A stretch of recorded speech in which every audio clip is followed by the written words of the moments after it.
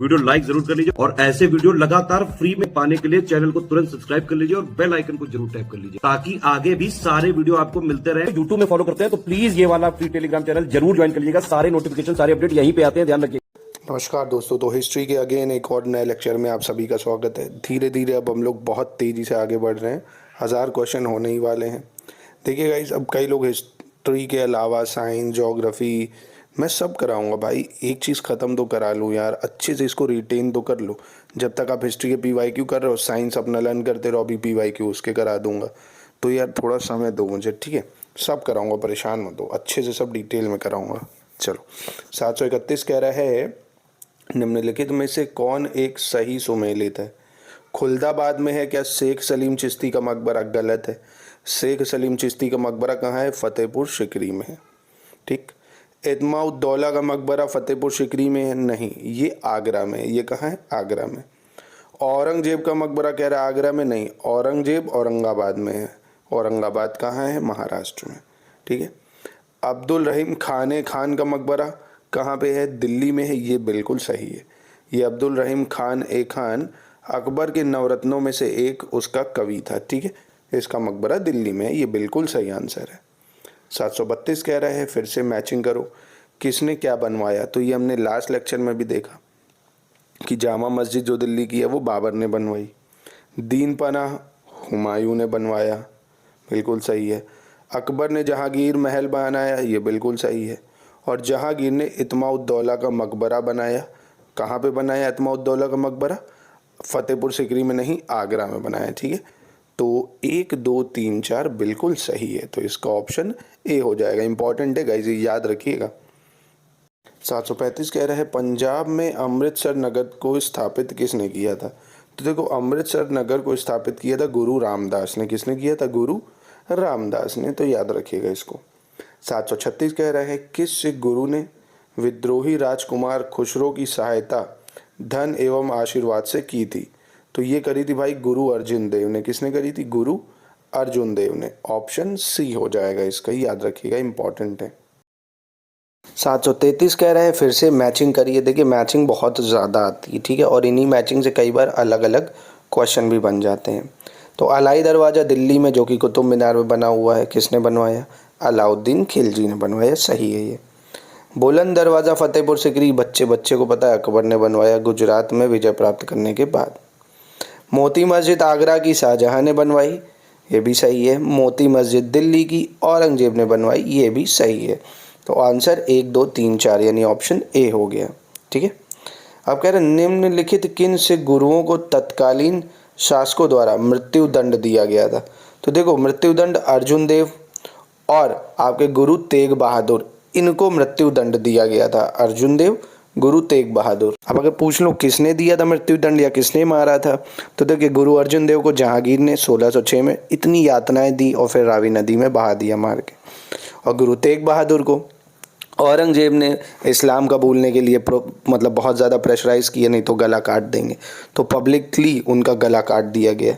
वो करा औरंगजेब ने 1675 में। तो 2 और 4 है। ठीक है, तो ये मुस्लिम रूलरों को सिर्फ और सिर्फ अपने इस्लाम से मतलब था।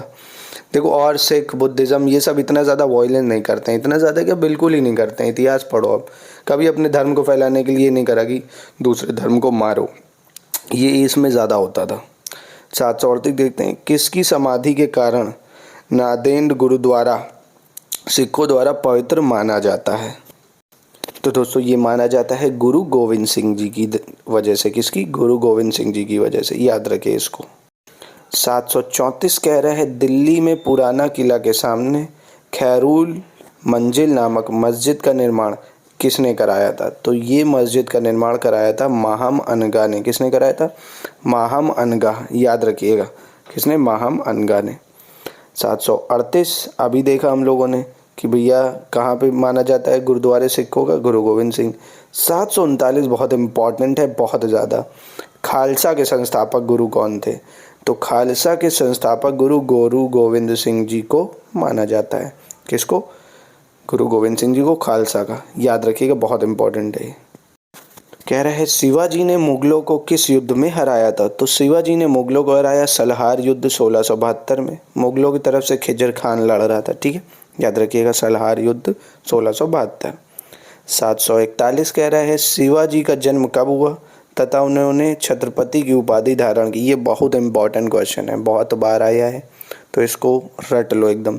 तो 1627 में उनका जन्म हुआ और 1674 में उन्होंने क्या करा, छत्रपति की उपाधि धारण की। कब की छत्रपति की उपाधि धारण? 1674 में। बहुत इंपॉर्टेंट है ये। 746 शिवाजी के समय सरनोबात का पद संबंध था। तो जो सरनोबात का पद था शिवाजी के टाइम, वो सैन्य प्रशासन से संबंधित था। किससे था? सैन्य प्रशासन से, मतलब एडमिनिस्ट्रेटिव डिविजन्स को देखता था वो। अष्टप्रधान मंत्री परिषद किसके राज्य प्रबंध में सहायता करती थी? तो ये जो अष्टप्रधान मंत्री परिषद है, ये शिवाजी के शासनकाल में ही थी। किसके? शिवाजी के, याद रखिएगा इसको। 742 कह रहे हैं वह कौन सेना नायक था जिसे बीजापुर के सुल्तान ने 1659 में शिवाजी को दबाने के लिए भेजा था? तो देखो, शिवाजी से टक्कर लेने के लिए, मतलब युद्ध करने के लिए बीजापुर के सुल्तान ने भेजा था अफजल खान को। किसने भेजा था? अफजल खान को भेजा था। ठीक है, ऑप्शन बी हो जाएगा। शिवाजी की राजधानी कहाँ पर थी? तो शिवाजी की राजधानी जो थी वो रायगढ़ थी। क्या थी? रायगढ़ थी। इंपॉर्टेंट है, याद रखिएगा। शिवाजी का छत्रपति के रूप में औपचारिक राज्याभिषेक कहाँ पर हुआ था? तो ये भी उनकी राजधानी रायगढ़ में ही हुआ था, याद रखिएगा इसको। 748 कह रहे हैं राज्य के मामले में शिवाजी एक मंत्री परिषद से परामर्श लेते थे। ठीक है, फिर क्या प्रत्येक मंत्री अपने विभाग का स्वतंत्र प्रभार रखता था? नहीं, ये गलत है, क्योंकि वो जो मंत्री होते थे वो सब शिवाजी के अंदर में ही होते थे। तो ऑप्शन सी हो जाएगा इसका। 744 कह रहा है शिवाजी का छत्रपति के रूप में, अभी देखा हमने रायगढ़। ठीक है, 745 देखते हैं। अष्टप्रधान नाम की मंत्री परिषद थी। तो ये जो अष्टप्रधान नाम की मंत्री परिषद थी, ये पूछ रहा है किसके शासनकाल में थी? तो मराठा प्रशासन में, है ना। अभी हम लोगों ने देखा लास्ट क्लास में, किस में थी? मराठा प्रशासन, ये जो शिवाजी वगैरह में। ठीक है, 749 देखते हैं। कह रहे निम्नलिखित के शासनकाल को क्रम में व्यवस्थित कीजिए, कौन पहले था कौन बाद में? तो देखो भाई, बाजीराव का जो टाइम पीरियड था इनका था 1720 से 1740। ठीक है, बालाजी बाजीराव का टाइम पीरियड था 1740 से 1761।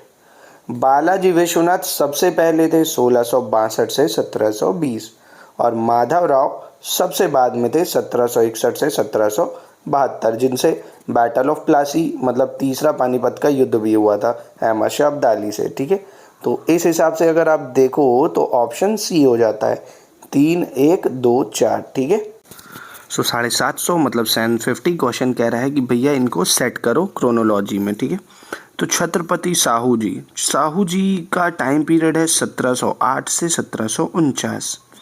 राजा राम का टाइम पीरियड है 1689 से 1700। संभाजी का टाइम पीरियड 1680 से 1689 और शिवाजी का तो सबको पता होगा 1700 से 1708। तो अगर इस हिसाब से देखा जाए तो आंसर क्या हो जाता है?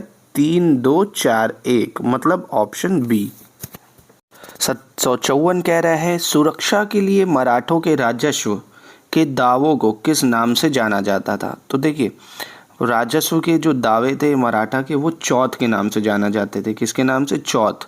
प्रोविंसेस मतलब प्रांतों से वसूल करते थे। ठीक है, चौथ, कि भैया हम आपको सुरक्षा देंगे आपके प्रांतों में, उसके बदले आपको हमें क्या देना पड़ेगा? चौथ के रूप में टैक्स देना पड़ेगा। ठीक है, 755 कह रहा है पानीपत के तीसरे युद्ध में किसने मराठाओं को हराया था? तो अहमद शाह अब्दाली, जो कि अफगानी था। तो क्या हो जाएगा? अफगानों ने। नेक्स्ट कह रहा है पानीपत का तीसरा युद्ध किसके बीच लड़ गया? तो 1761 में मराठा और अहमद शाह अब्दाली के बीच में। ठीक है, मराठा और अहमद शाह अब्दाली के बीच में, इसको याद रखिएगा, इंपॉर्टेंट है। 751 कह रहा है 1750 ईस्वी तक मराठा साम्राज्य पेशवा की अध्यक्षता में एक परिसंघ बन गया था। ठीक है, ये सही आंसर है भाई। साहू के उत्तराधिकारी पेशवा की इच्छा पर निर्भर थे। हाँ, ये ठीक है, क्योंकि जितने भी भाई अधिकारी थे वो पेशवा एक बहुत बड़ा पद बन के सामने आया था मराठा कन्फेडरेसी में। ठीक है, तो ऑप्शन ए हो जाएगा इसका। 752 कह रहा औरंगजेब की मृत्यु के समय मराठा नेतृत्व किसके हाथों में था? बहुत इंपॉर्टेंट है ये क्वेश्चन, 3 बार आया हुआ है। ठीक है, यूपी पीसीएस में। तो ये थी ताराबाई। कौन सी थी? ताराबाई, याद रखिएगा इसको। अगर मैं कमेंट में पूछूं ताराबाई किसकी विडो थी, मतलब किसकी विधवा थी, बता सकते हो अगर पढ़ा है मराठा एम्पायर। 756 कह रहा है पानीपत का तीसरा युद्ध अभी करा है हमने ना, आपका अहमद शाह अब्दाली और मराठा 1761, ठीक है। 757 देखते हैं। 757 कह रहा है निम्नलिखित में से कौन रोहिल्ला सरदार अहमद शाह अब्दाली का विश्वास पात्र था। तो देखो अहमद शाह अब्दाली जब 1757 में बहुत सारी लूट मचा के जाता है तो आलमगीर सेकंड को एम्पायर बना जाता है, इमादुल मुल्क को प्राइम मिनिस्टर और नजीब उद दौला या नाजिब खान को बहुत ही इम्पोर्टेंट अपना एजेंट बनाता है, ठीक है। तो नजीब उद दौला या नाजिब खान। 758 कह रहा है औरंगजेब की 1707 ईस्वी में मृत्यु होने के बाद सत्ता किसने संभाली। तो औरंगजेब की मृत्यु के बाद 1707 ने बहादुर शाह प्रथम कौन बना रूलर, बहादुर शाह प्रथम, याद रखेगा इसको।